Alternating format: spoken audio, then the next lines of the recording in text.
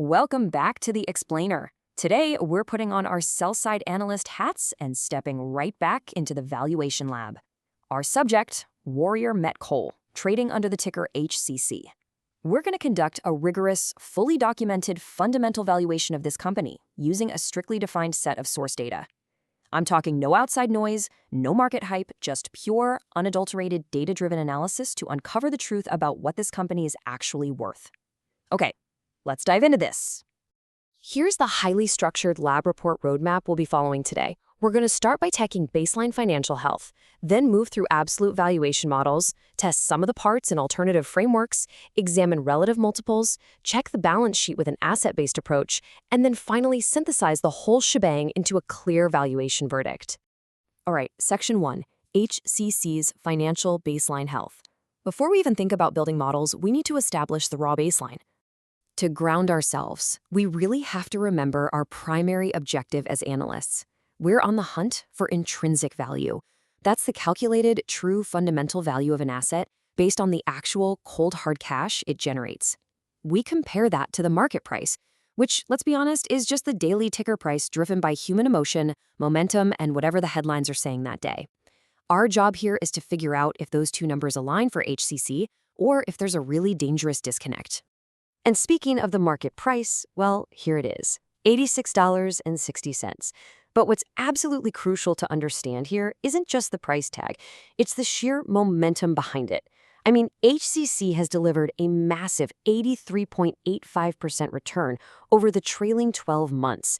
If you zoom out to the last 5 years, it's up over 450%. The market narrative here is wildly optimistic. Investors are clearly bidding this stock up with immense confidence. But let's immediately disrupt that narrative with some hard data. Over those exact same trailing 12 months where the stock price just rocketed upward, Warrior Met Coal generated negative $172.95 million in free cash flow. Just let that sink in for a second. The company is literally burning through massive amounts of cash, yet the stock price is sitting near all-time highs. This right here is the exact kind of tension we look for in the valuation lab. Now, what's really interesting is the steep fundamental decline hiding right beneath that rising stock price. Take a look at the return on invested capital. It has completely cratered from a stellar 3-year average of 24% down to a mere 2% today. Net profit margins slashed from over 20% down to just under 7%.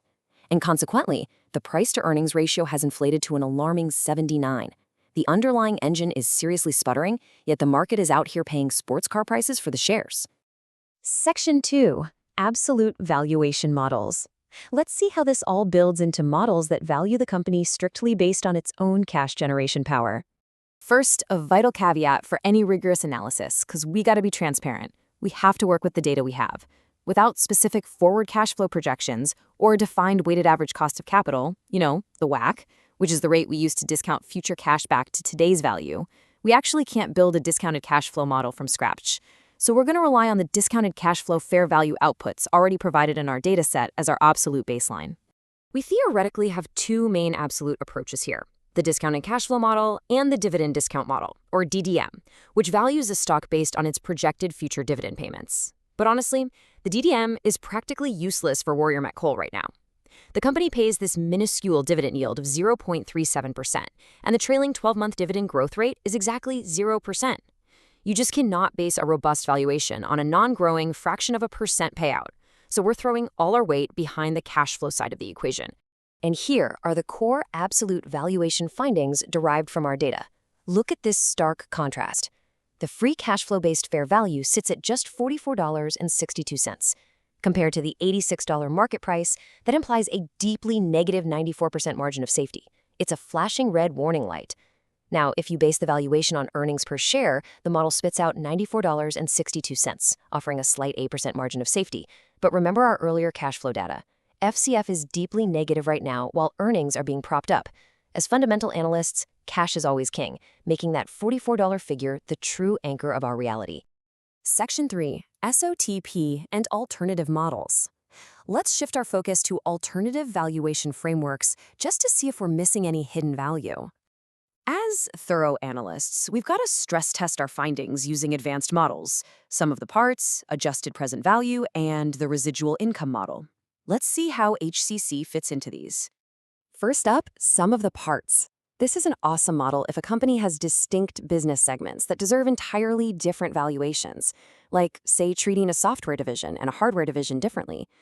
However, because our data lacks segment-specific financials, we have to bypass SOTP and assume Warrior Met Coal operates as one single consolidated entity. What about the others? Well, actually, we can quickly skip the adjusted present value, or APV model. APV values a company's operations and its debt tax shield separately, which is highly useful when a company's heavily leveraged. But HCC has a remarkably stable, incredibly low debt-to-equity ratio of just 0.13. It barely uses any debt, so the tax shield valuation of APV is completely unnecessary here. Finally, we must skip the residual income model, which values a company based on excess returns over its equity charge, simply because our sources lack the forward equity book value projections required to calculate it. So our absolute valuation remains anchored entirely to that discounted cash flow reality. Section 4, Relative Valuation Analysis. Now that we've stressed the absolute models, let's pivot to relative market multiples to see how the market is actually pricing HCC compared to the underlying business. Before we look at the numbers, one more quick caveat. We don't have a specific peer group provided for HCC. So rather than just pulling random competitors out of a hat, we'll keep our analysis rigorous by evaluating Warrior Met Coal strictly against its own historical averages and assumed broad industry standards. These enterprise value multiples brilliantly illustrate just how expensive this stock has become.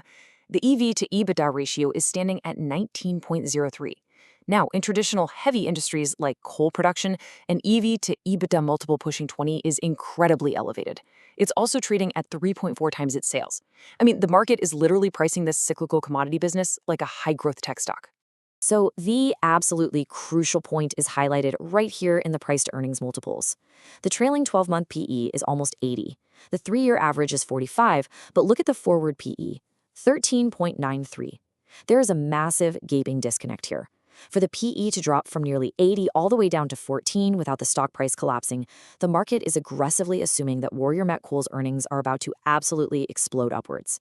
The market is pricing in a flawless, massive recovery that simply hasn't shown up in the trailing cash flows yet. Okay, Section 5, Asset-Based Valuation. Let's briefly test our final model category, the balance sheet approach. A true net asset value or liquidation valuation requires line-by-line fair market adjustments to figure out exactly what would be left if you sold off the assets and paid the liabilities. Since our source data lacks a full itemized balance sheet, we can't rigorously restate the NAV. Instead, we have to rely on the provided price-to-book ratio of 2.13 as our proxy. And this tells us investors are currently paying more than twice what the underlying net assets of the company are actually worth on paper. Again, a sign of extreme optimism. Section 6, Final Intrinsic Value Synthesis. It's time to bring all the models, the caveats, and the data points together to deliver the final verdict on Warrior Met Coal from our valuation lab. Here is our final valuation synthesis. The current market price sits high at $86.60. Now, the EPS-based fair value paints a really rosy picture at $94, but our rigorous fundamental checks reveal a deeply troubling underbelly. The trailing 12-month PE of nearly 80 is dangerously elevated, the margins have completely crashed, and most importantly, the absolute free cash flow fair value, which is the truest measure of a company's fundamental worth, is sitting way down at $44.62. So we leave the lab today with this final, really provocative thought. With an $86 stock price, an 80% trailing return, but $172 million in negative cash flow, and a fundamental cash value of just $44, is the market brilliantly seeing a massive, guaranteed future recovery, or are investors dangerously ignoring a severe, ongoing cash burn? The data is crystal clear on the present reality. The rest is up to you. Thanks for joining me in this explainer. Keep learning, keep questioning, and I'll see you next time.